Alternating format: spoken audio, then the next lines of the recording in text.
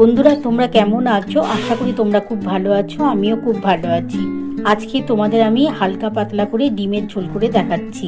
আর এটা করার জন্য আমি কি কি নিয়েছি তোমরা দেখতে পাবে। বন্ধুরা দেখো, ডিম আছে, ডিমটাকে একটু সেদ্ধ করে নেবো। আলু দিয়েই করবো আজকে। একটা পেঁয়াজ আছে, টমেটো আছে, ক্যাপসিকাম আছে, আদা, রসুন আর কাঁচা লঙ্কা। আর আদা রসুন কিন্তু খুবই অল্প দিয়েছি, 4-5 কোয়া রসুন আছে, আর এক টুকরোর মতো আদা আছে, 3টে কাঁচা লঙ্কা আছে, একটা পেঁয়াজ আছে। আমি এটা বেটে নেবো। আর ক্যাপসিকাম আর টমেটোটা পরে দেবো। চলো বন্ধুরা, ডিমটা সেদ্ধ করে নিই, তারপর রেসিপিটা শুরু করি। বন্ধুরা দেখো, আমি ডিমটা সেদ্ধ বসিয়ে দিয়েছি। ডিমটা হালকা করে সেদ্ধ করে নিচ্ছি, খুব বেশি করব না, হালকা মানে হাফ বয়েলের মতন করে ডিমটা আমি কিন্তু রান্না করব। চলো বন্ধুরা, ডিমটা সেদ্ধ হয়ে যাক, তারপর আমি রেসিপিটা শুরু করছি। দেখো, আমার কিন্তু ডিমটা সেদ্ধ হয়ে গেছে। দেখো, খুব ফুল বয়েল করিনি, দেখো একটু হাফ বয়েলের মতন করে সেদ্ধ করেছি। এবার দেখো, এই যে কড়া বসিয়ে দিয়েছি, কড়ার মধ্যে তেল দিয়ে দিয়েছি।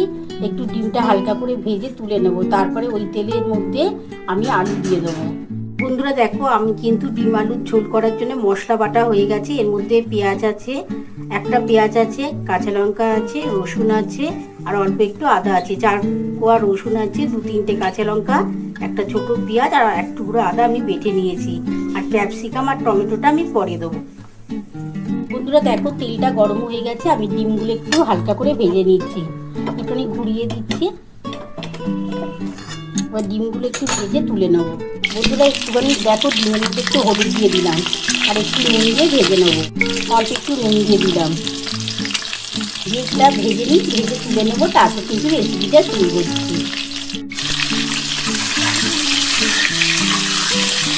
একটু হলুদ আর একটু নুন দিয়ে একটু ভেজে নিচ্ছি, একটু হালকা করে ভেজে আমি তুলে নেবো। তারপরে এই তেলের মধ্যেই আমি কিন্তু আলুটা দিয়ে দেবো।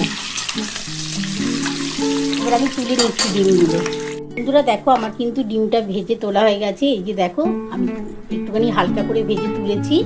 এবার যেটুকুনি তেল আছে, আর কোনো তেল দিচ্ছি না, এই তেলের মধ্যেই কিন্তু আমি আলুগুলো দিয়ে দিচ্ছি।